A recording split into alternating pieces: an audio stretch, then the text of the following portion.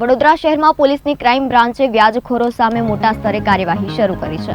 Gotri police મથકે વ્યાજખોરોમાં સંડોવાયેલા 4 આરોપી એવા ઘનશ્યામ ફુલબાજે, કૃષ્ણા કહાર, કિરણ માંછી અને અન્ય એક આરોપીને દબાણ કરી પકડ્યા છે। અને અનુરૂપ પોલીસે આરોપીઓના પાસા એક્ટ હેઠળ જેલની સફર કરાવવાની કાર્યવાહી શરૂ કરી છે।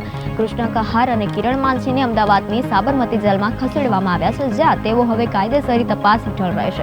આ કાર્યવાહીમાં પોલીસ દ્વારા વ્યાજખોરોના નેટવર્કનો નાશ કરવામાં આવ્યો છે, જે વ્યાજ પર ઉછેરાવાળી ચુકાદાની માંગણીઓ અને મકાનદાર ઉશ્કેરણીઓથી સ્થાનિક લોકો માટે તણાવની સ્થિતિ સર્જતા હતા।